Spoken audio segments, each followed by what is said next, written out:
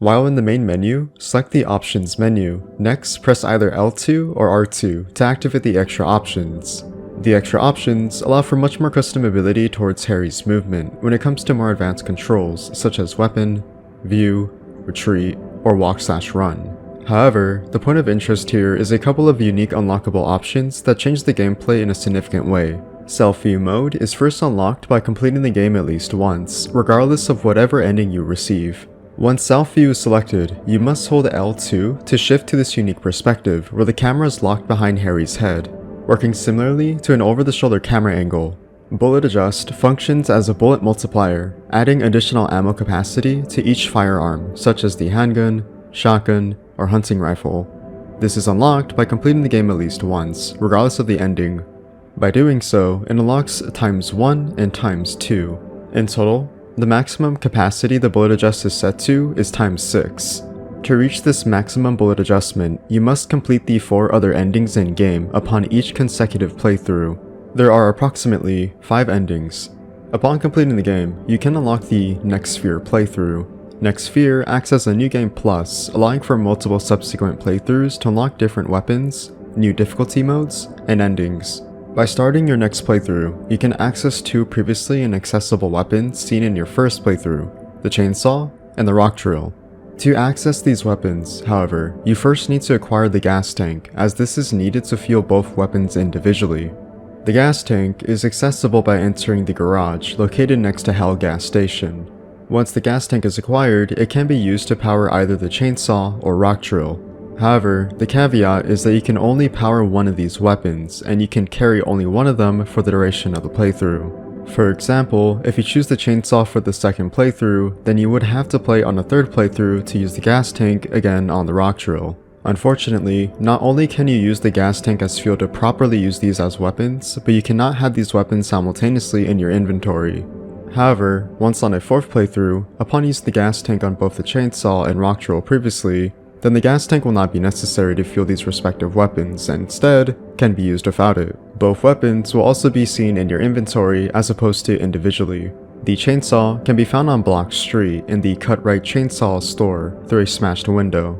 The chainsaw acts and functions as a melee weapon that deals significant damage upon using it on the monsters in game by slicing them in half instantly. To turn on and use, hold the R2 button and tap the X button to input standard swings. Alternatively, you can hold the X button to enact a downward slash with a chainsaw. The rock drill can be found on the first floor of the O Ridge control room. The rock drill functions similarly to a firearm. As Harry holds the weapon towards an enemy, he stands still to bait the monster into running into the drill to deal damage to themselves. To use, hold the R2 button and press X to stab enemies with a forward motion to extend its range. The katana can be found in a locked side room in the 11th Street house that is only accessible upon completing the game with a good and bad ending. Once both of these endings have been completed, Harry can enter the previously locked side room in 11th House Street to find a Japanese-themed room with a katana. The katana functions as a melee weapon with significant and heavy damage output that instantaneously kills an enemy upon impact. It has phenomenal range that provides effective distance between Harry and the monsters if used correctly. To use, hold the R2 button to raise the katana and press X to perform standard melee swings. By holding the X button, you can perform a downward slash. A recurring running gag seen throughout the Silent Hill series is the joke ending called UFO ending. Typically, the UFO ending is a secret ending that is unlocked through specific requirements that mostly see the player having to use a channeling stone as a means to contact and summon the Greys, the aliens of the Silent Hill universe, at various locations throughout the story. To unlock the UFO ending, you must complete the game once, then start the game on a second playthrough to find the aforementioned channeling stone in the convenience store 8. Once this item is obtained, you'll have to use it at 5 different locations throughout the story. The first location is the rooftop of Midwich Elementary School during the nightmare sequence. The second location is the front entrance of Alchemilla Hospital during the nightmare sequence. The third location is the parking lot at Norman's Motel in the resort area. The fourth location is inside the boat cabin during the Nightmare Resort area sequence. The fifth and final location is at the Lakeside Pier Lighthouse, more specifically at the top of the lighthouse. If done correctly, you'll unlock the UFO ending. Here, Harry makes contact with the Greys, asking them if they have seen a little girl, referencing Cheryl. only to be met with getting incapacitated by a laser gun and held captive as their prisoner. From here, Harry would make subsequent appearances in future UFO endings such as Silent Hill 2 and Silent Hill 3. Upon completing the UFO ending, you get rewarded with the Hyper Blaster. This weapon is set in your inventory once starting a new playthrough after exiting Cafe 522. The Hyper Blaster has infinite ammunition, will automatically lock onto any enemy, has an excellent long range, and deals heavy damage. There are 3 variations of the laser for the Hyper Blaster, dependent on the player's star ranking of their overall high score on the results screen upon completing the game. For example, a 0 to 7 star ranking will reward you with a red laser, an 8 to 9 star ranking will reward you with a yellow laser, and a 10 star ranking will reward you with a green laser. Much of the atmosphere, design, and narrative of Silent Hill 1 are heavily influenced and inspired by the Western pop culture media, such as literature, films, artists, or even authors. For example, many of the street signs you see in Old Silent Hill, Central Silent Hill, and the resort area are based on real-world authors. Bachman Road is a reference to Richard Bachman, a pen name Stephen King used at the time. Block Street is a reference to Robert Bloch. Bradbury Street is a reference to Ray Bradbury. Alroy Street is a reference to James Alroy. Finney Street is a reference to Jack Finney. Matheson Street is a reference to Richard Matheson. Levin Street is a reference to Ira Levin. Midwich Street is a reference to the 1957 novel The Midwich Cuckoos, written by the English author John Wyndham. Midwich Elementary School took heavy inspiration from the movie Kindergarten Cop, more specifically John Jacob Astor Elementary School, filmed in Astoria, Oregon. In Cafe 522, there are a couple of references to various pop culture media. By the notebook to save your game, there's a poster with text that reads, "Study dammit." This is a reference to a young Stephen King with a shotgun that was taken during his time in college. Next to this poster is the pinball machine Medieval Madness. On the window of the cafe, there is a poster of the 1997 song All Mine by the electronic music band Portishead. Portishead is known to heavily influence the works of Akira Yamaoka, where he also uses another song from Portishead's album, Dummy, with the song Sour Times to sample the main theme of Silent Hill 1, Hometown. In Cafe 522, when you save your progress in the notebook for the first time, you can find a text that reads, "Someday, someone may experience these bizarre events. Hopefully, they will find my notes useful." This is a reference to a text found in Stephen King's 1980 novella, The Mist, which reads, "I'm going to leave these pages on the counter and perhaps someday someone will find them and read them." The convenience store 8, located on Bachman Road, is a reference to 7-Eleven. The gas station, located near Balkan Church, Hell Gas Station, is a reference to Shell Gas Station. Hilariously, if you look closely at the logo, you can see the S in Shell scribbled out, along with a Shell logo next to it. On Block Street, you can find a garage door with the words Red Rum written in red, a reference to The Shining. Next to this is a pixelated graphic of the alcohol brand Jack Daniels. The building next to it has a pixelated graphic of the alcohol brand Jim Beam. Inside the Old Ridge Bridge control room are Playboy magazines on the table. Down the road on Block Street is a building called Boston Market, a reference to the fast food chain Boston Market. The newspaper stand located in the town of Silent Hill has a headline that reads, "Bill Skins 5th. This is a reference to the antagonist character Buffalo Bill from Silence of the Lambs. The newspaper in-game directly references a newspaper also seen in the film. At the end of Block Street is a store called Cut Right Chainsaws. This is a reference to another store seen in the film Texas Chainsaw Massacre 2. On Bachman Road, the fast food chain Queen Burger is a reference to the fast food chain Burger King. In Central Silent Hill, there are once again street names that directly reference authors. Creighton Street is a reference to Michael Creighton. Kuntz Street is a reference to Dean Kuntz. Saigon Street is a reference to American astronomer Carl Sagan. Simmons Street is a reference to Dan Simmons. The restaurant, A Movable Feast, is a reference to Ernest Hemingway's memoir of the same name. At the end of Simmons Street, you can find 2 posters that are advertisements for the 1976 film, Carrie. On the same street, you can also find the store, Mushnick's Florist. If you were to walk up closely to the storefront, you can find a sign with a name that reads Audrey Jr. These are all references to the 1960 film Little Shop of Horrors. At Movie Theater 3, the film Shoot references Raiders of the Lost Ark, and the film Crusher Dan references Die Hard 2. The store, Chinese art goods, when translated from Mandarin to English, reads Bruce Lee, a reference to the martial artist Bruce Lee. Inside the PlayStation, you can find a poster next to the Central Silent Hill map. The poster is a reference to Exposition Universelle. The store, Andy's Bookstore, makes an appearance in Silent Hill Origins and Silent Hill 2 Remake. The drugstore, Green Pharmacy, also makes an appearance in Silent Hill 2 Remake. The fast food chain, Konami Burger, is a reference to the Japanese video game publisher, Konami. Konami Burger also makes an appearance in Silent Hill Origins. Inside Silent Hill Town Center, there's a retail store called Vestal Gigastore. This is a reference to the retail store, Virgin Megastore. In the resort area, there are once again street names that are references to authors. Craig Street is a reference to Lillian Craig, a pen name that the author Kit Craig went by. Sanford Street is a reference to John Sanford. Norman's Motel is a reference to the fictional character Norman Bates, the main protagonist of the 1959 novel Psycho. Inside the building, Indian Runner, there are boxes with the name FedEx, a reference to FedEx. The fast food chain, Mech Burger, is a reference to McDonald's. Silent Hill 3 is known to be a direct sequel to Silent Hill 1, therefore it would only be natural for direct references from Silent Hill 1 to reappear in Silent Hill 3. In Lakeside Amusement Park, the Magic Ice Cream House that appears in Silent Hill 1 also serves as a save point in Silent Hill 3. The Happy Carousel is used as a boss fight with Sybil Bennett, and in Silent Hill 3 with Memory of Alessa. Alessa's classroom appears in Nowhere in Silent Hill 1, and appears in the chapel in Silent Hill 3. Alessa's hospital room from Silent Hill 1 appeared originally in either Nightmare Alchemilla Hospital or Nowhere. Alessa's hospital room reappears in Silent Hill 3 in the chapel. Alessa's bedroom is used as the final save point in both Silent Hill 1 and Silent Hill 3 before their respective final boss fights. Finally, this fan before the final boss fight in Silent Hill 3 is previously seen in Silent Hill 1 and Nightmare Midwich Elementary School.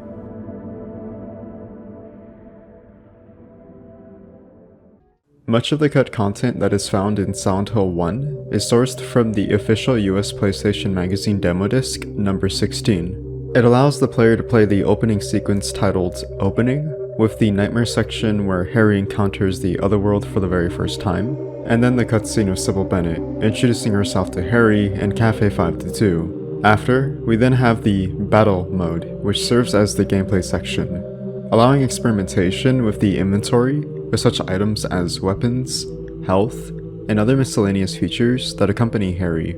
Much of the gameplay section serves as an introduction to Midwich Elementary School, where you would normally progress throughout the final version of the game. However, the minor changes here are how you progress throughout the school itself, and then eventually having to escape. What's fascinating about this specific demo itself is the game files that are found. In the opening screen for the demo, there is a placeholder image with a background of flowers, accompanied by Japanese text that states, "This game contains violent scenes and depictions of grotesque situations." There is an early version of the 11th Street Doghouse memo, which has a black background and green text. In the final version, the background of the image shows pavement with bloodstains, alongside with the 11th Street Doghouse memo, with blue text on torn paper. The "To School" memo contains a black background with a piece of lined paper that has the text "To School" in red crayon, along with a black background. The final version features the same memo appearance, with the exception of having the pavement as the background itself. In the same alleyway with the "To School" memo, you can find Cheryl's sketchbook titled Drawing Block. In the early version, it featured the sketchbook with a black background and Japanese text on the top right of the image. The final version is much the same, although it has a detailed background, which is the pavement floor. In Midwich Elementary School, at the reception area, you can find a desk with a book containing writing and blood. In the demo version, you can see two images that are references to the films Pulp Fiction and Die Hard. In the final version, those images would be unused and replaced with stock images of a waterfall and of mountains. In the school laboratory, Harry would need to find an item called Chemical. In the demo version, it had a background image that accompanied the item itself, along with other chemicals on the shelf. Harry's flashlight beams its light on the item and the surrounding area itself. However, this background image would be later cut in the final version of the game. While on the rooftop of Midwich Elementary School, you would need to find the rubber ball to insert into a hole that would flush water down the drain to receive the classroom key. In the demo version, there was an early image of the rubber ball with rough textures of the water drain, along with the text "dummy still" in the top left corner of the image. This image would later be finalized in the final version with a more detailed background of the rubber ball and Harry's flashlight beaming on it. There's an image with a gray background with text in red that reads "dummy still" on the top left of the image and a green transparent flag on the bottom right hand corner. The next image shows a green background with a white transparent cross to the left and a Japanese text on the right that reads "more light." Another placeholder graphic shows another green background with blue Japanese text on the top that reads "Death is the end of every worldly sore." This is a quote from the novel Canterbury Tales by Geoffrey Chaucer. On the bottom of the placeholder image, it has a Japanese text that states "one image." The Game Over screen had a green background with red text that simply reads "Game Over" displayed. The item screen had the words "item" displayed at the top with a real-life graphic of a Japanese dish called chicken katsu. The following images that are blurred on screen are nude photos of Japanese women, which I'm not going to show for obvious reasons, which were used as placeholders for the save and load screen and the options menu screen. Early renders of Alessa Gillespie, Cheryl Mason, and finally Lisa Garland hold some minor differences in their appearance compared to their final designs. After completing the opening sequence in the demo disc, you get leftovers of images that read "To be continued" and shortly after, "Coming soon," with an image of Dahlia Gillespie inside Balkan Church as she stares ominously at the player. Upon completing the battle mode and successfully escaping Midwich Elementary School, you get a leftover image that reads "To be continued," with a corpse in a wheelchair in the other world. The Konami IP, Track and Field, known as Hyper Olympic in Japan, released a 3D update of a previous version released only in Japanese arcades called Hyper Athlete for the PlayStation. This update would be called International Track and Field, which would be released globally in North America, Europe, and Japan. Much of the textures used in International Track and Field were translated into some of the textures in Silent Hill. In the game files, there are a couple of leftover textures in a folder named Test. These files show textures of hidden doodles from presumably the developers that are of either smiling faces or text in Japanese that are inserted as notes for the staff. This file, sh1thr2001f, contains Japanese text that reads "It's a map." This next file, sh1thr3071f, contains very faint text that reads either "sign" or "billboard." There are approximately 9 unused monsters found within the game files. All of these unused monsters have distinctive qualities in their appearance that are seen as more realistic in terms of real-world design that are completely different from the final monsters we see in-game. The file BTFY, or Butterfly, is of a butterfly-like monster that resembles much of the Footstinger that you fight atop the post office in Otherworld Central Silent Hill. The file EL, presumably short for Manta Ray, given the appearance of the monster, resembles much of a real-life manta ray. Interestingly, the manta ray is located in the test files, possibly as a placeholder to test out the animations in physics, yet never intended to be an actual potential enemy. The file FRG, or Frog, depicts a monster-like frog with 2 arms in the front and 2 legs in the back. The file MKY, or Monkey, shows a depiction of a monkey with a bloodied mouth and a bruised face with sharp tendrils at the ends of their arms that are also covered with bloodstains. The file OST, or Ostrich, is a huge creature of blood on its mouth and feet. Its most notable quality is considerably the tongue that pokes at the player to deal damage. The file SNK, or Snake, has features resembling a snake.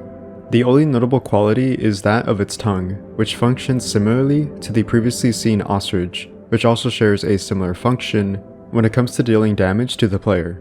The file CHK, or Chicken, depicts a heavily contorted chicken with qualities that resemble that of a newborn hatchling.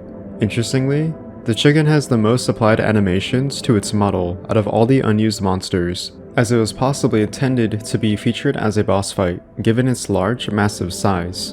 While the chicken would be scrapped, this would be repurposed for the Air Screamer, as it serves notable similarities, albeit with wings. The file BIG, or Big, is straightforward, as it is a big and large model of a monster that potentially would have served as a boss at some point, given its sheer size and scale. However, it's noticeably lacking in lots of qualities, only supporting a basic texture model, and only having one animation where it disappears completely. Lastly, the file SPD, or Spider, is an unfinished model of presumably a spider given the model's rig, containing 6 legs that are very reminiscent of a spider. Unfortunately, there's only rough looking animations, but no actual model for the spider itself. The monster, Grey Child, an occurring enemy seen in the opening nightmare and the Midwich Elementary School section in-game, had quite an extensive development history when it came to conceptualizing and finalizing the monster. In the first phase, it depicted a childlike monster with human-like skin and black beady eyes with a mouth. In the second phase, it still had a childlike appearance with human-like skin, although the eyes are now removed, only supporting the mouth. The third design would be the final version of the Grey Child that bears lots of similar resemblance to the previous design, although now supports grey-like skin and a smaller head on its model. The reason why the Grey Child went through many redesigns is due in part to having human-like and childlike qualities that wouldn't have passed censorship laws in specific countries or regions globally. Supporting this is also the fact that the player needs to use firearms or melee weapons against the Grey Child. On the topic of the Grey Child, they had an early running animation that saw them skipping towards Harry when wanting to attack and deal damage. The final version shows a lack of a running animation and rather the Grey Child slowly walking towards Harry. The larval stalker also had a human-like and childlike appearance featuring skin on its model. Much like the beta version of the Grey Child, it too went through a heavy revision to remove any and all appearance that resembles that of a human-looking child. The final version of the larval stalker would support a transparent appearance that sees them as a pacifist type of enemy that can't deal damage to the player, nor the player dealing any damage. The beta model of Harry Mason was drastically overhauled compared to the final version. Originally, Harry supported a green sweater as opposed to his iconic brown leather jacket. The beta model also had rough and early animations that are either limited in the model's movement or very experimental to see the possibilities and restrictions that the developers can work with. Speaking of Harry Mason, there are a couple of unused animations that didn't make it into the final game. There's an animation where Harry's seen doing a karate chop hand motion that presumably would have been an attack animation towards an enemy. Finally, Harry has an unused idle animation where he is seen crossing his arms as he waits impatiently. An early beta model of Sybil exists, although the only notable difference here is in the face and hair texture. The puppet nurse and the puppet doctor had unused beta designs compared to their final counterparts. Typically, there are 3 variations of the respective puppet nurse and puppet doctor, usually seeing a difference in the color of their clothing appearance or facial features and hairstyle. The same is no different with the beta puppet nurses and beta puppet doctors. The takeaway here is that many of the face models in the beta version look far more detailed compared to the final version, which is less detailed. Interestingly, there were earlier beta models that featured a similar looking nurse, but the parasite on the back of the respective nurse or doctor was far smaller in size. An early mock-up of a 3D map conceptualizing the town of Silent Hill is found in the game files. This early build of the town was most likely used as a reference to demonstrate an idea of the town's atmosphere and environment, as well as the size of the player model when roaming the streets of Silent Hill. Much of these early mock-ups of the 3D models in the locations explored throughout the game would actually go unused, yet still exist in the final game itself. For example, if we were to use the Silent Hill level viewer, a mod that ports the 3D maps from the game into the Unity engine, we can access a first-person camera and have free mobility to roam each level. Here, we can see that in the level, Midwich Elementary School, there are a couple of unused maps that were left in the game. The same is also applied to Alchemilla Hospital when exploring out of bounds of the map, with unused 3D models that were textured but scrapped and incomplete. Finally, an unused room with furniture picture frames, and a symbol of the crucifixion of Jesus Christ is also found in the game files. The difference from the prior 3D models is that this room is noticeably finished with textures in its detail. There's an unused FMV of Cheryl Mason screaming. However, this FMV is an early iteration of the cutscene scene with Harry Mason finding the multiple TV monitors in the Otherworld Silent Hill Town Center. The difference here is that the final version has a black and white overlay with static effects added. In the resort area, Harry can enter a building called Annie's Bar, where he encounters a mumbler attacking Michael Kaufman, saving Kaufman in the process. After this exchange between the two, Harry can undergo an optional side quest that is important to acquire the Good Plus ending. At some point, Harry will end up in the garage of the motel to meet Kaufman once again. What's important about this particular encounter is that in the final version, after Kaufman leaves, Harry has lines that aren't voiced. Unless you want to die, keep your mind on business. Got it?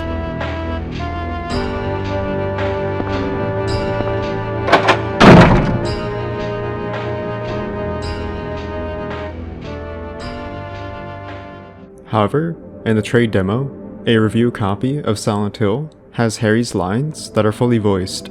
Unless you want to die, keep your mind on business. Got it?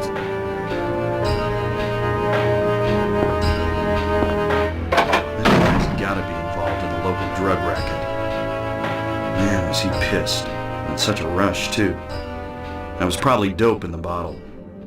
Anyway, better let him do as he pleases. There's more than my life at stake.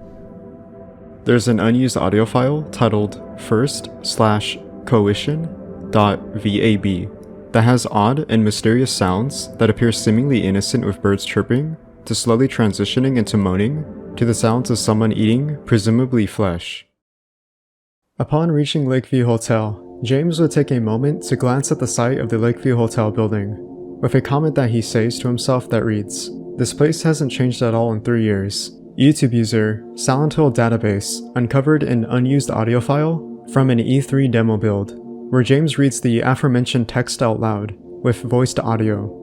This place hasn't changed at all in 3 years. Speaking of the E3 demo, a promotional build of Silent Hill 2 released to the public at E3 2001 on May 17th called Silent Hill 2 E3 2000 Trial Version contains a small portion of Brookhaven Hospital. This features a small playable segment from when you enter the hospital up to solving the Louise box puzzle and needing the elevator key to where the demo would end. While the sequence of events is very similar, there are notable differences featured in this demo which would be cut from the final version. At the beginning of the E3 trial version, you can find the common enemies spread out through each floor in Brookhaven Hospital, which are the lying figures, instead of the bubblehead nurses or mannequins. Typically, the bubblehead nurses and mannequins are the common enemies found in Brookhaven Hospital in the final version. The inventory originally had a different presentation compared to its final counterpart. When looking at the health screen, it shows an unused render of James looking off in the left direction, with a green color hue overlay indicating James' health status, which looks very similar to the Silent Hill 1 health screen, featuring Harry Mason, the protagonist of Silent Hill 1, in a similar pose. However, in the final version, the health screen would replace this render of James with a screenshot of the concurrent gameplay sequence the player is in, also with a color hue indicating your health status. The sound effects on the inventory screen of the E3 trial version sound much more industrial and metallic-like, similar to the sound effects of the inventory in Silent Hill 1.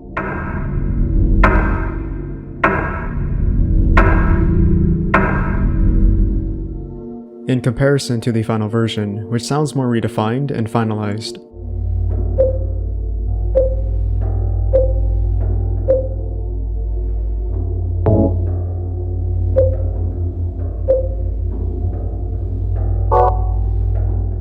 Finally, the ambience of the inventory screen in the E3 trial version sounds more disturbing and eerie.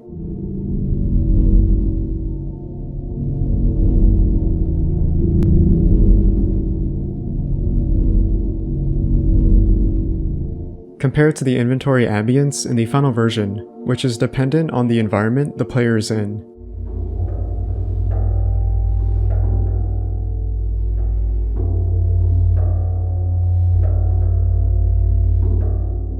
Other differences contained in the E3 trial version are the altered camera angles that are different here compared to the final version, and the ambience that is loud and bombastic on repeat compared to the more calm yet unsettling tone of Brookhaven Hospital in the final version. A prototype of Silent Hill 2, called version 0.10, is an early build that contains pre-release content that has minor differences when it comes to altered item placements, camera angles, UI elements, and more specifically, unused content. In the first encounter of the lying figure in the underpass, James equips the wooden plank and the radio. As the cutscene plays out, James is taken by surprise and says, "Oh," in version 0.10.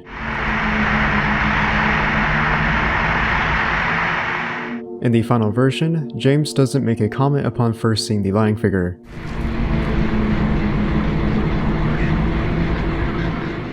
After killing the lying figure, a cutscene will play where James will take out the radio he previously found to hear a voice muffled with static overlaying the message. This voice is purposely inaudible as it would reveal a major spoiler that would ruin the plot twist, revealed towards the end of the game when James realizes he killed Mary after watching the videotape. In version 0.10, the subtitles reveal this with the text stating, "Why did you kill me?"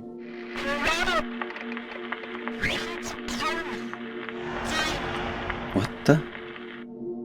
In the final version, the aforementioned subtitle isn't used and instead replaced with illegible text.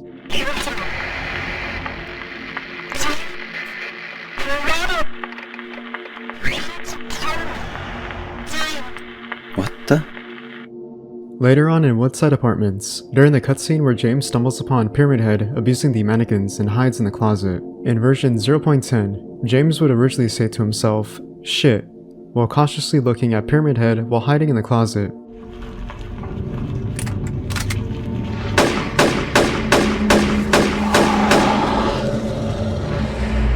Shit.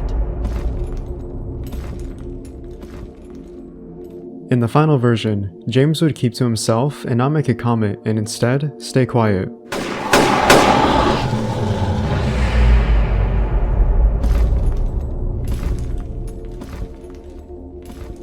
Upon reaching Blue Creek Apartments, specifically room 209, you can walk out to the balcony to find the time of day was originally nighttime. In the final version, however, this would instead be daytime. On the topic of pre-releases, there would be pre-released promotional images of Silent Hill 2 advertised to the public that would contain content previously seen in these images but removed from the final game. In the hallways of Woodside Apartments, the Bubblehead nurses would have presumably made their first appearance in this area. However, the Bubblehead nurse would make their first appearance in Brookhaven Hospital. This image shows a frame of the cutscene where James first meets Laura as he tries to desperately grab the fire escape key, only for her to kick it away. What's interesting about this image specifically, however, is the big X that is marked on the wall, likely intended to be a visual indicator to the player to progress to the area where the key is located. This X would be removed from the final game. In the cutscene of Pyramid Head abusing the mannequins, he originally had his great knife equipped. This would be removed from the cutscene in the final version and instead make its first appearance in the first boss fight with Pyramid Head. In Blue Creek Apartments, Pyramid Head would have originally made an appearance in the hallways to stalk James and likely deal damage to him with his great knife. However, this appearance of Pyramid Head in the hallways would be cut from the final game. In this image of the cutscene before combating Pyramid Head in the boss fight with him, there originally was supposed to be a hand railing. This would not appear in the final game. Pyramid Head would have made an appearance to once again stalk and inflict damage upon James in the hallways of the basement floor in Lakeview Hotel.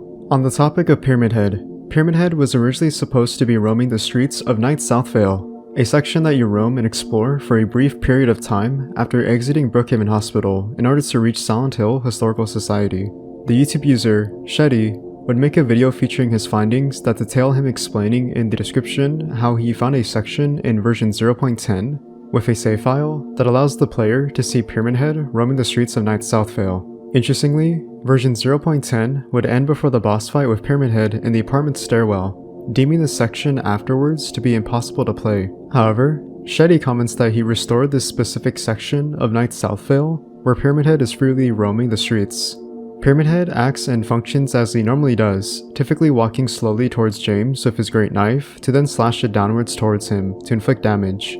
As to why Pyramid Head was cut from this section, it's likely that he was too easy to avoid given his slow walking animation and the size of the area itself, deeming it as unnecessary. Much of the earliest promotional images and trailers promoting Silent Hill 2 before its launch showed a different design for the logo. The early design of the logo used a font that was similar, if not the exact same, as the previous game, Silent Hill 1. The only minor difference here is the color change, which supports a green theme with its presentation. This logo would undergo an overhaul with its design to be finalized with the current logo we now know today. In the town of Southvale, specifically Neely Street, once had an earlier design that was different in terms of the exterior of the buildings compared to the final version. The early designs that can be seen in pre-release screenshots showing the street itself use the influence of the town of San Bruno, California as inspiration, not just the buildings themselves, but also the alleyways and the accompanying neighborhoods. These influences would be used by Team Silent, the developers behind Silent Hill 2, to gain an understanding and idea of how to depict an American small town when creating Southvale. However, in the final version, the exteriors of the buildings would be changed in appearance and be repurposed due to the possibility of Konami, publisher of Silent Hill 2, have to undergo legality issues as much of the early designs for Neely Street took influence from the town of San Bruno, which if left in, would result in image appropriation. Another possibility is the limitations of the memory amount on the PS2, sacrificing memory usage that instead could go towards other components in the gameplay. This can be supported by a quote stated in an interview with the producer, Akihiro Imamura. Imamura says the following in an IGN interview from August 17, 2001. A point which we are less happy about is that the memory amount is low. The memory amount is too low to place high quality character models and textures. We had to go through extra struggles to obtain these images. Akihiro Imamura. Before the production of Silent Hill 2 began, Konami unveiled a short 18-second demonstration demo featuring Sybil Bennett, a police officer who was a major character in Silent Hill 1. For all intent and purposes, the demo was made as a technical demonstration to give insight into the possibilities the PlayStation 2 engine could provide with its hardware. This demo shows a highly detailed Sybil Bennett player model walking around the interior of Cafe 5-2, to then finishing the demo presentation with her winking at the player and walking off in the distance. Upon reaching the Lakeview Hotel, James will encounter Laura in the Lakeshore restaurant. Here, Laura gives James a letter that was written by Mary. Initially, this letter was supposed to have an audio of Mary's voice reading the lines of the letter. This is the full audio of Laura's letter with Mary's voice. My dearest Laura, I'm leaving this letter with Rachel to give to you after I'm gone. I'm far away now, in a quiet, beautiful place. Please forgive me for not saying goodbye before I left. Be well, Laura. Don't be too hard on the sisters. And Laura, about James. I know you hate him because you think he isn't nice to me. But please, give him a chance. It's true he may be a little surly sometimes, and he doesn't laugh much. But underneath, he's really a sweet person. Laura, I love you like my very own daughter.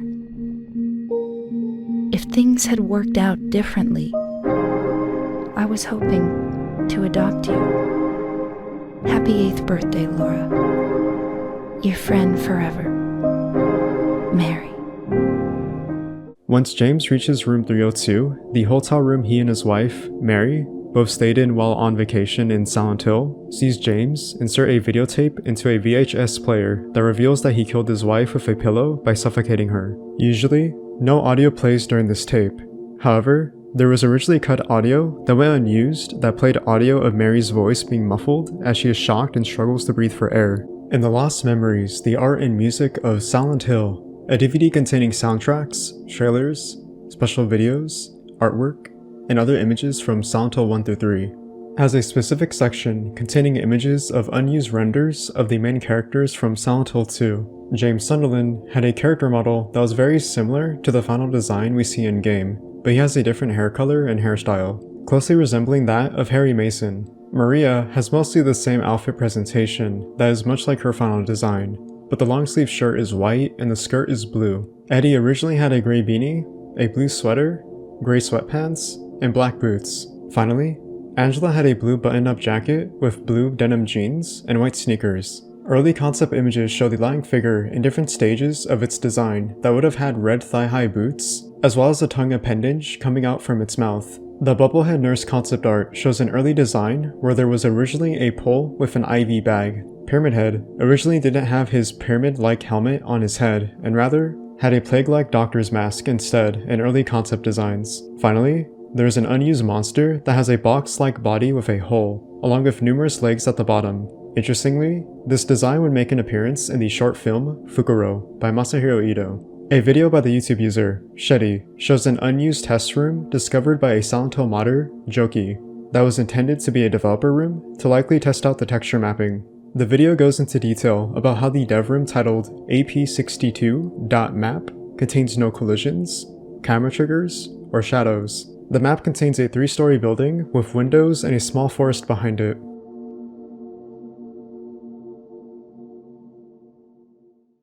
When first entering My Bestsellers bookstore, you'll notice an overwhelming collection of many books, magazines, and articles that comprise much of the store itself. Among many of the book catalogs you can find and examine, there is one in particular that indirectly references the actor Norman Reedus. You can find this on the bookshelves with the title College. Upon closer inspection, you can find that Norman Reedus is accompanied by 2 other people on the magazine cover. The origin of this picture comes from the film Gossip. Interestingly, Norman Reedus would happen to make 2 more appearances in the Silent Hill series. His second appearance would see him used as a model for reference when creating the protagonist, Travis Grady. The likeliness of Norman Reedus was initially used as a stand-in until it would be later scrapped and finalized with a finished Travis Grady.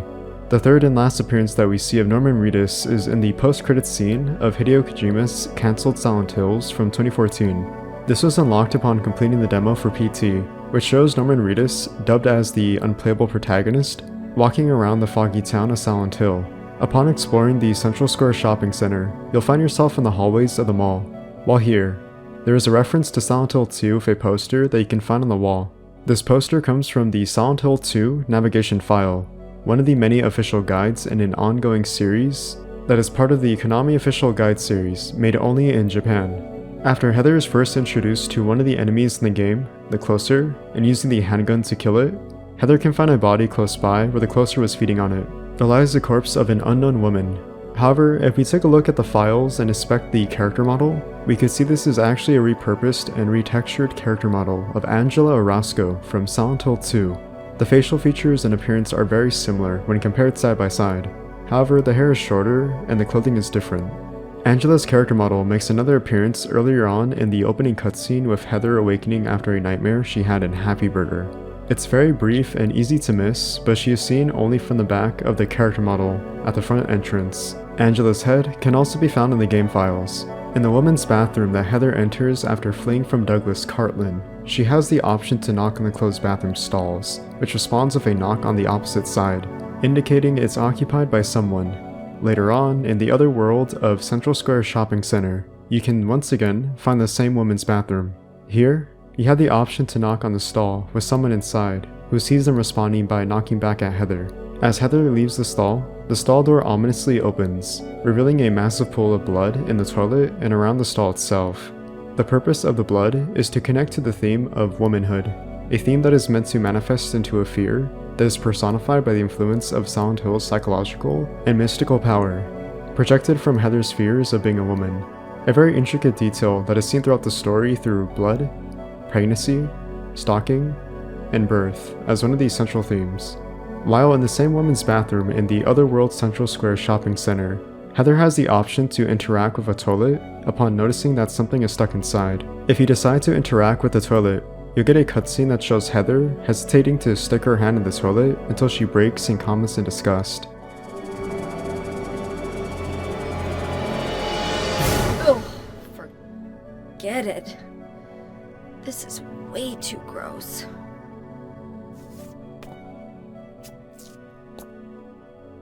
Who would even think of doing something so disgusting? This is actually a reference to Silent Hill 2, where you can similarly do the same action as James Sunderland. However, as opposed to Heather, James fully commits in his action to sticking his hand in the toilet without hesitation. In the Otherworld Central Square Shopping Center, you can find multiple closer enemies roaming around the floors of the mall. Typically, the closers have very slow attack animations and walking animations that make it very easy to combat or avoid when encountered. However, if we take a look at the game files, the closer was supposed to have a climbing animation that was later unused. The purpose of this climbing animation is unknown for what intent it would serve, but it can be speculated that this climbing animation would have been used in the sections of the mall where they can climb from the floor beneath the floor Heather is currently on and climb to her position. If you were to leave Heather idling for a long time, she can have a unique and rare animation of her crouching down and sighing in exhaustion. In the subway, you can find a newspaper that you can interact with. When reading the newspaper article, it details a disturbing story of a 40-year-old man who either committed the act of unaliving himself or accidentally fell into the train tracks, where he was brutally murdered by an oncoming train that instantly decapitated him. After reading the newspaper article and walking down a flight of stairs, Heather can find another newspaper that details an article on spirits and paranormal activities. It warns Heather that if a person is unexpectedly killed or commits the act of unaliving themselves, it will result in the person repetitively reliving the moment of their death, resulting in the spirit acting out in hostility amongst the living. When Heather gets to the subway platform, and if the player has read both articles prior, you'll get a secret cutscene of the vengeful spirit pushing Heather off the platform, with the sounds of an oncoming train, resulting in Heather quickly climbing back up the platform. Before entering the subway turnstile, if you look into the concession stand, you can find 2 picture frames of the scene from Silent Hill 2, where James first encounters the lying figure, as well as the wooden plank and the radio, to attack and kill it in the underpass. When you are in the sewer, if you were to play on Extra New Game and have your standard pipe in your inventory, head to the edge of the platform and throw the pipe into the water. Doing this will then activate an interaction with a fairy who asks Heather to answer 3 questions truthfully. If answered successfully, the fairy will give you both the silver and gold pipe as weapons, along with your standard pipe given back to you. Admittedly, the silver and gold pipe, while aesthetically pleasing, doesn't serve much of a different purpose in terms of gameplay mechanics.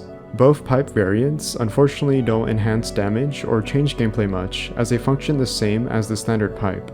At the construction site on the top floor, Heather can find a discolored wall that is noticeably different than the rest of the environment, hinting that it's potentially an interactable object. Furthermore, if you have a melee weapon equipped and attack the wall, it will become debris and reveal a silencer and a deceased body in the walls with its legs revealed. If you interact with the corpse, Heather comments on how the legs remind her of the American writer and poet Edgar Allan Poe's short story, The Black Cat. In the short story, an unnamed protagonist accidentally kills his wife and hides her corpse inside the wall.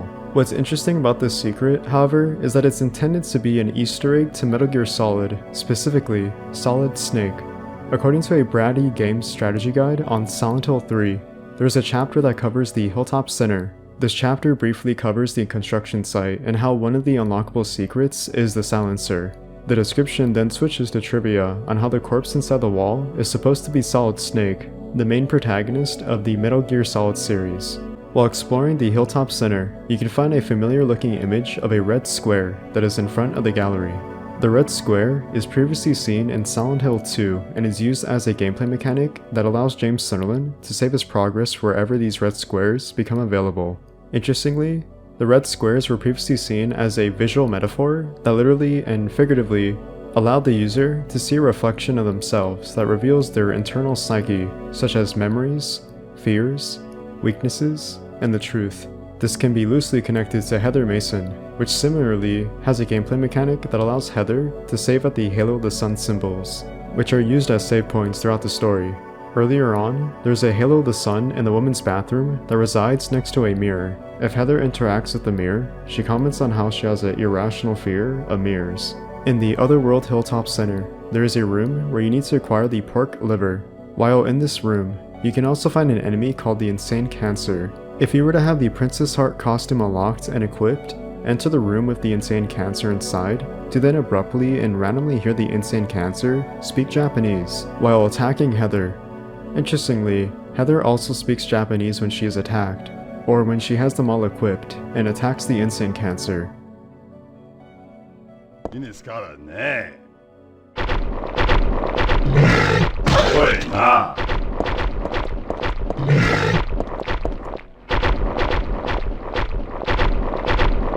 会啊！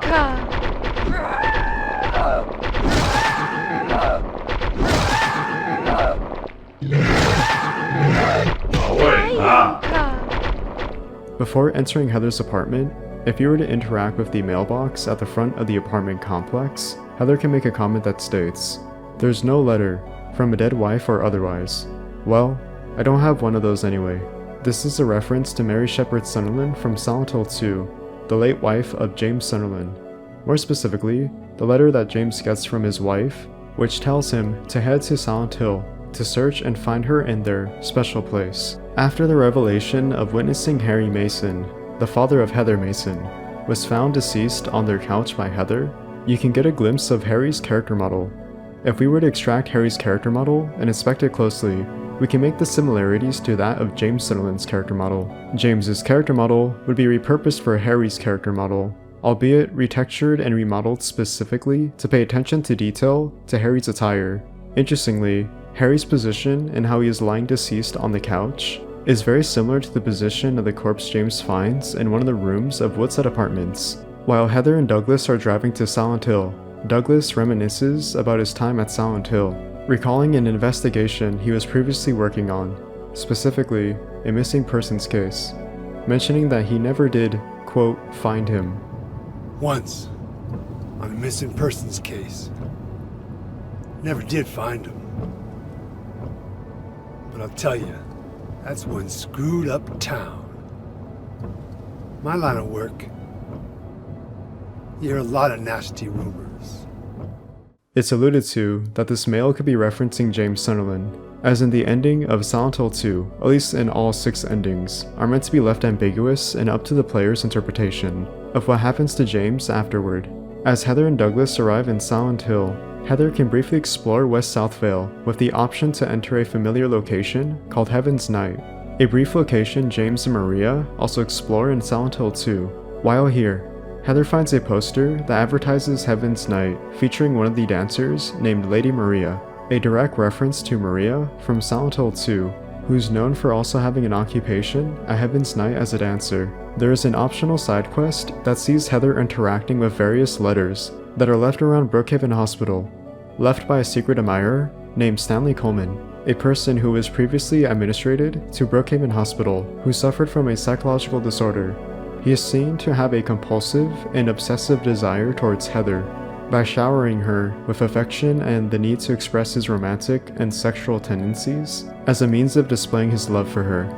This is seen in the aforementioned letters he leaves for her, or the doll that accompanies the letters. It's unknown if Stanley was a spirit produced by the town of Silent Hill, as spirits were previously mentioned in one of the articles in the subway, or if Stanley was a manifestation born from Heather's subconscious that personified one of her many fears, which seen here could be implied that she has a fear of stalkers that prey on her. In room S1, on the 3rd floor of Brookhaven Hospital, you can find a magazine article that makes a reference to Maria with a picture of her render on the front cover. Furthermore, in the same magazine article, titled Hope House, details a report and documentation of the Silent Hill Hope House Orphanage, run by a charity organization which expresses efforts in hopes of adopting less fortunate children and taking them in to take care of them.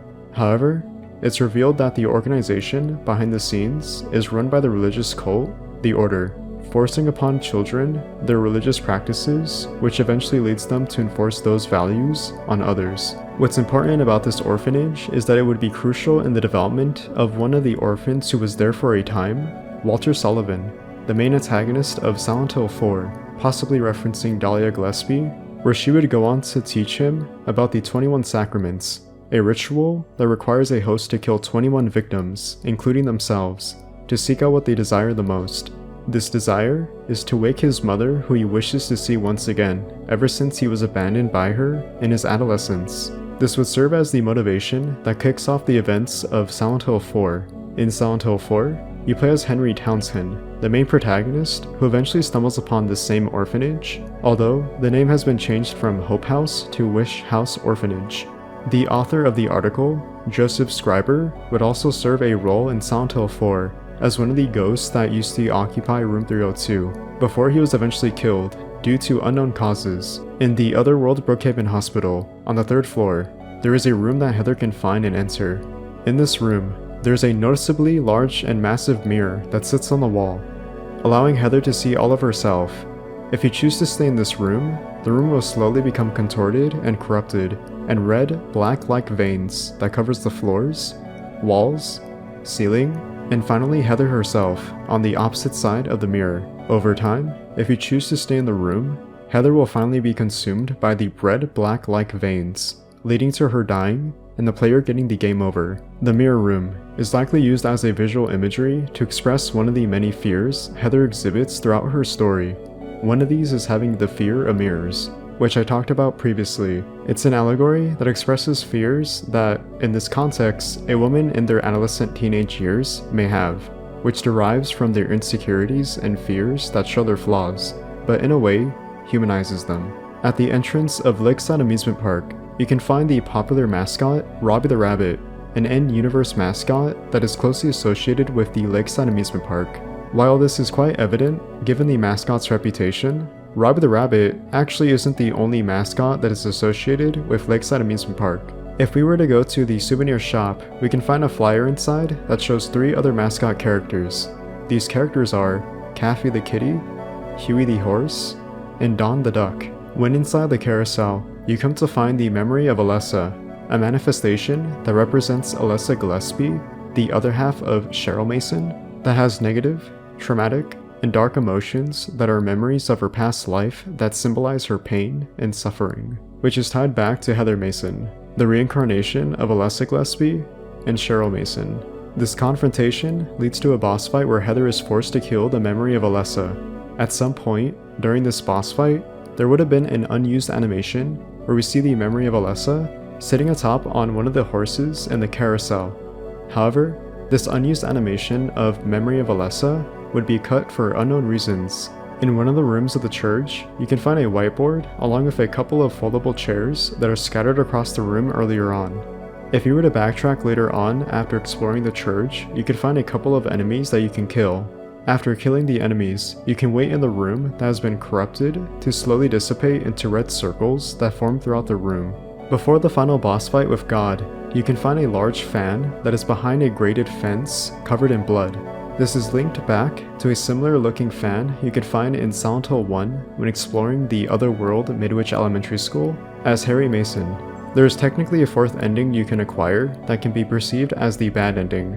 To do this, you need to arrive at the chapel and let the cutscene between Heather and Claudia play out, which results in Heather taking out her pendant necklace that Harry Mason gives to her as a gift. The pendant is revealed to store a red liquid called a glowfitus, used to dispel demonic forces and grant supernatural immunity to the user who drinks the liquid, which we also see Heather ingest the liquid to abort the unborn fetus that is God growing inside her. However, instead of interacting with the pendant to expel the fetus, walk up to Claudia and use any weapon to attack her. Upon attacking Claudia without taking the glowfitus, Heather reacts violently to the fetus inside her, which is later conceived off-screen and born, resulting in the birth of God, seeing Claudia succeed in her plans, and Heather presumably dying. After completing Silent Hill 3 for the first time, you get the option in the main menu titled Extra Costume. This option gives you access to the typewriter, which is used to write a certain key code specifically for a costume you can unlock. For example, the Transient's costume has a code titled Shogyo Mujio. The Royal Flush costume has a code that is under binary code, which comes out to 01_03_08_11_12. And the God of Thunder costume has a code that is titled Gangster Girl. Alternatively, these costumes don't necessarily have to be accessed by codes, and instead can be unlocked by completing specific challenges in-game. In total, there are 26 unlockable costumes for Heather, at least on the PS2 version. The PS2 version has 13 exclusive outfits that are unique to Heather, as they are under partnership with gaming media news outlets such as IGN or Game Informer. On the PC version or HD collection, there are only 12 that are unlockable. The Heather Beam is an unlockable weapon that is accomplished by performing 333 kills on the monsters throughout multiple playthroughs. This is only accessible without a weapon equipped. The Heather Beam functions as a heat-seeking projectile that locks onto enemies where we see Heather using telekinesis, to fire lasers at the enemies to perform damage. The Sexy Beam is an upgraded variant of the Heather Beam. This is accessible when the Princess Heart costume is unlocked and when no other weapon is equipped. It functions the same as the standard Heather Beam, albeit it offers a stronger damage output towards enemies. Although, when used for a long time, Heather becomes exhausted and needs to rejuvenate her stamina. There is the possibility of seeing a hidden, unlockable costume specifically for Douglas Cartland, where we can see him only wearing his shoes, underwear, coat, tie, and his fedora. He comically wears no pants or shirt. This is only unlocked by requiring the player to perform a specific code, known as the Konami code. Upon beating the game on hard difficulty, you can unlock the health bar. This allows the player to see a yellow bar that displays their health and a green bar that displays their stamina. A purple bar only shows when you are knocked down or grabbed by an enemy. A variant of the submachine gun called the Unlimited Submachine Gun offers unlimited ammunition to use on enemies, without ever having to reload. This is unlocked upon defeating the final boss with only a melee weapon.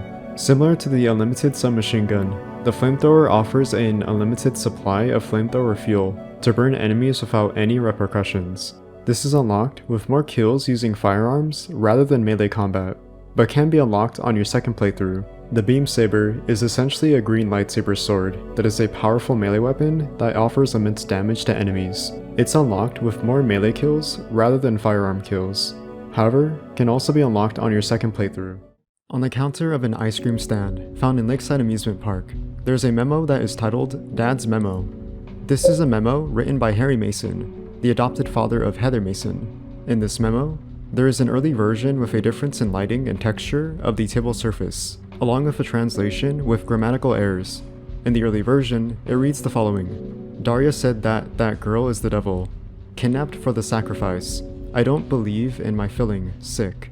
Is it because of the appearance? That girl resemble with Cheryl based on the picture in the basement of the hospital. In the final version, the render of the Dad's Memo has a different table surface and a correct translation. It reads, Dahlia's the one who said it. Said that girl was a demon. That she took my daughter for a sacrifice. But it's not totally believable. I mean, appearances can be deceiving. After the cutscene where Heather first meets Vincent in the Otherworld Hilltop Center, you can find a memo titled Photo on Chair that contains a photo of Heather. Two early versions of this photo exist that are similar in quality, although missing backgrounds to accompany the render. The first photo contains a picture of Heather with a black background. The second photo contains the same picture, although without a background. In the final version, there is the same photo of Heather, but with a fully rendered background. While in the Hilltop Center, there is a mini puzzle where Heather has to find a jack and a rope to descend to the first floor from an elevator shaft. Two unused renders are missing the jack that opens the elevator doors. In the final version, the jack is included in both renders with the elevator shaft. In the Otherworld Hilltop Center, specifically the elevator, there is an early version of the elevator buttons with a brighter level of clarity compared to the final version, which is toned down in brightness and much darker. In room M4 of Brookhaven Hospital, there is a briefcase with a combination lock that needs to be solved to unlock the instant camera.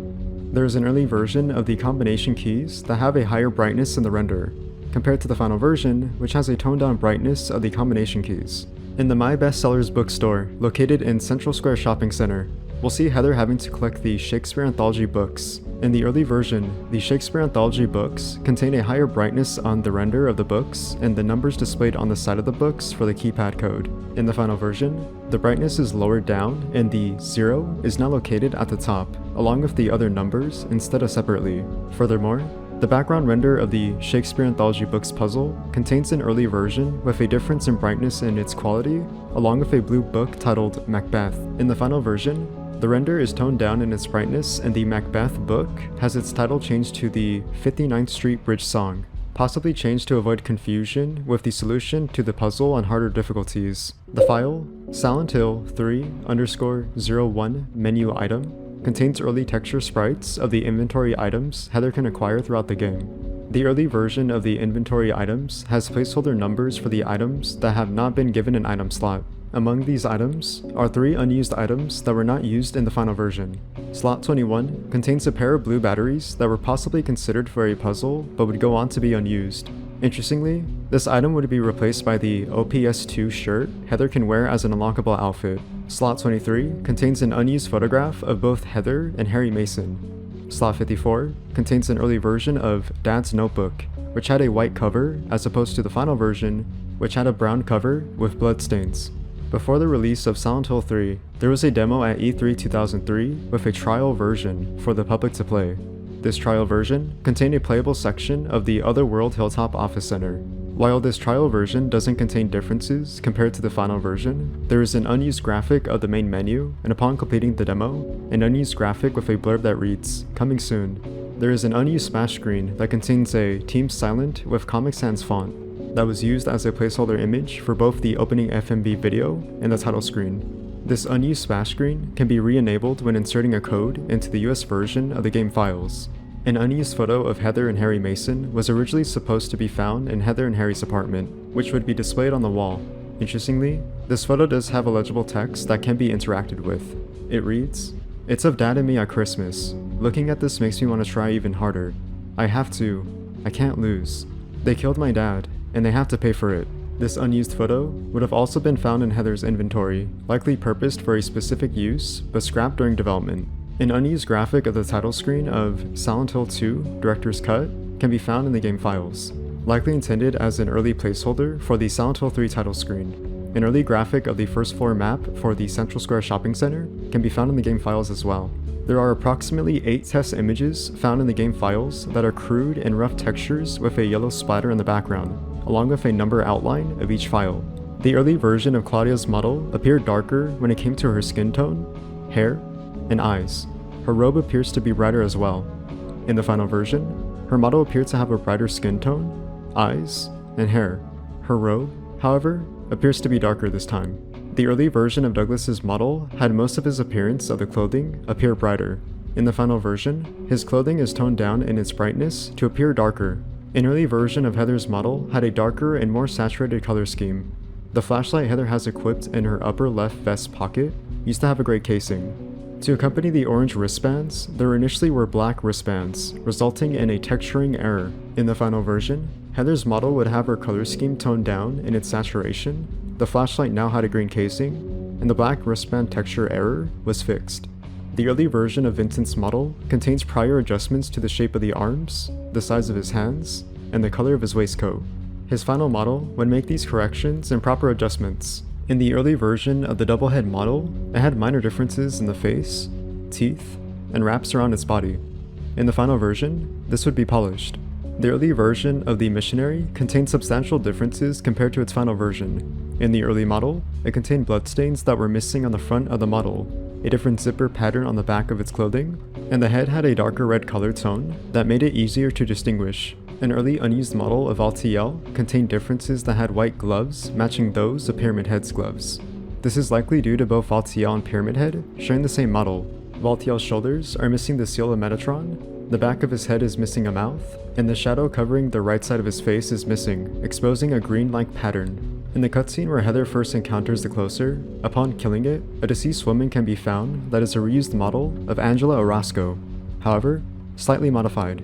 In the game's files, there is a similar model, although it had a higher polygon count and higher resolution textures. This higher quality model most likely went unused to save memory on the PS2, as it was limited. A file called anime_test has a plain texture of a wall with a cutout of a door. The file anime_test.back has a similar looking plain texture model of the wall, although with a checkered pattern. The file bg_tes has a black cube with a single texture of subway doors in the middle. The files dekoboko and dekoboko 2 have flat plain texture models with shapes located on each respective model. The file hige_lip or huge_lip shows a model of Mary Shepard Sunderland from Silent Hill 2, although this model shows Mary with facial hair matching that of Douglas's facial hair. This was likely used to experiment with the face model's animations, more specifically, the facial hair. The file test_chdcc has an unused model of Douglas's head. This contains the base of the model starting from the neck up to the forehead. The file test_wave has a flat texture of Douglas's face model that morphs the face into that of a wave shape. The monster enemy, Closer, had an unused animation that would have seen it climbing from a floor at a lower level to an upper level. In the boss fight with Memory of Alessa, this would have had Memory of Alessa have an idle animation where she is sitting on a horse to then dismount it. Heather had 2 unused animations where she initially had the option to look behind her left and right, to then move her head up, left, down, and right. An unused track that is a remix of the track Results from Silent Hill 1 is repurposed here, but would go unused. This unused track would have likely been purposed for the Results theme in Silent Hill 3, but later scrapped.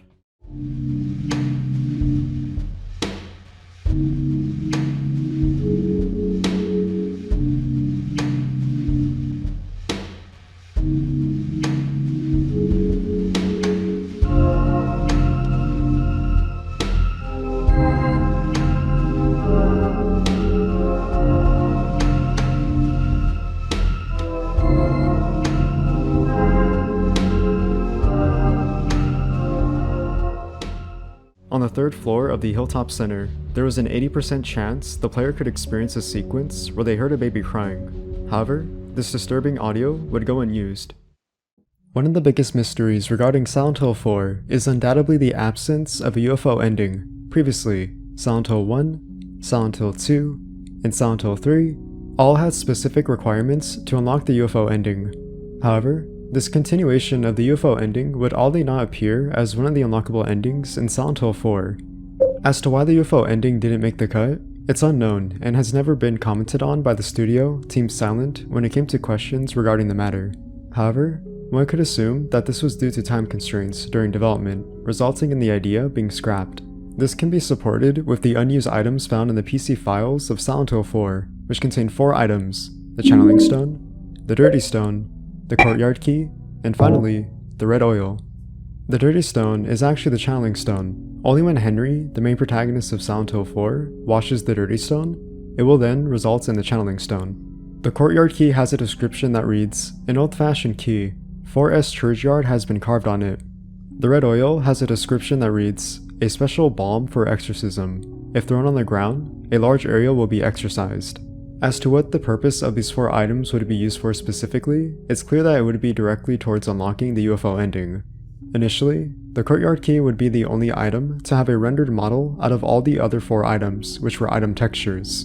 That would be until recently, YouTube user Rodolfo Nunez made a very informative video on all the research we've known so far regarding the UFO ending.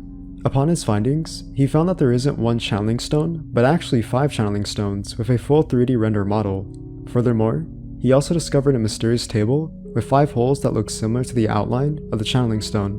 In theory, the player would have to put these 5 channeling stones into the mysterious table to trigger an event. Unfortunately, even if this action is committed, there isn't a program UFO ending in the game files. In the file, ANM_test.bin exists an earlier model of Henry Townsend with a different design. In this earlier beta model, Henry had a less detailed and unfinished design to his facial features, a brown jacket with a green undershirt, and finally, wearing a belt. Interestingly, it's possible to play as this earlier player model of Henry Townsend through model swapping. In the game files, there are unused models with animations that are placed in areas while ascending the staircase, that show unused models with animations depicting very grotesque and disturbing imagery. These unused models show 2 naked women. One model is shown with scissors cutting open the other model's pregnant belly. The other model, receiving the scissors to her pregnant belly, has an appendage-like tongue sticking out of her mouth as she is screaming in pain. These unused models are seen in a sitting position across each other with an animation of both of them eating food at a dinner table. It depicts a male and a female model that could possibly allude to Walter Sullivan's parents. When Walter was only a baby, his parents abandoned him. This imagery here gives implication to their life without Walter. This unused model of a woman is seen in a fetal position with both of her arms held above her head, assuming that she is tied up and desperately escaping her confinement. This unused model is seen bending over on his knees to where he has his hands held up in the air, motioning as if he is pressing on the walls around him. This unused model of a pregnant woman shows her lying on her back with an animation showing her struggling and trying to breathe, while her belly shows 2 baby hands popping out. This unused model has a baby wrapped in bandages, while the other model is shaking the baby violently. Finally, this unused model of a nurse is shown with a knife cutting open the womb of a pregnant woman. Oddly enough, in the game's files, there is a file called em_test.bin. There exist two image textures of characters from an adult visual novel called Mohican. These two image files are never used in-game, however, they do have bitmaps. Upon returning to room 302, Henry has the option to interact with a peephole that is carved into the side of his wall. This peephole allows Henry to spy on Eileen as she goes about her day-to-day life. This unused animation of Eileen shows her eating food, vocalizing moaning sounds of her eating.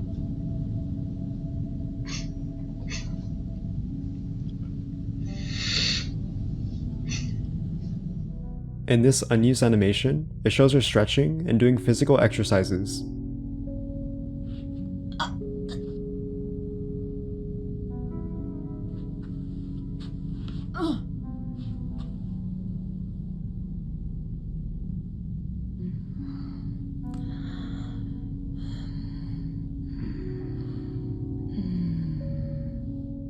The next unused animation shows Eileen undressing her clothing, although she doesn't actually take off her clothes, just simulates the motion.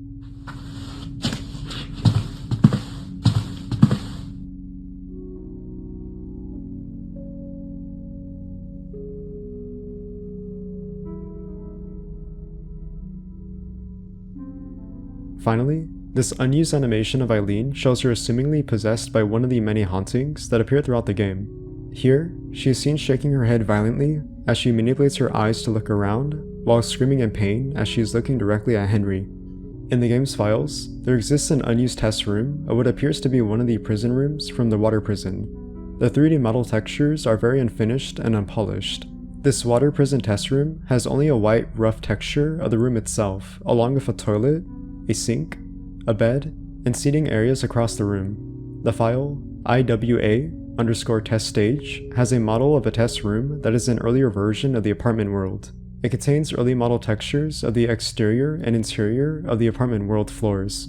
The file event_RL03_L.bin contains an unused event of the Halo of the Sun symbol.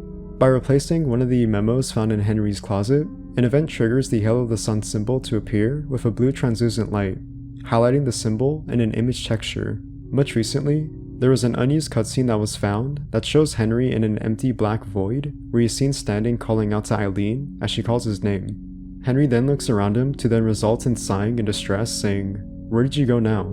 Finally, Henry then takes a step to assumingly a hole where Eileen called his name, that then has the camera shift towards the empty black void.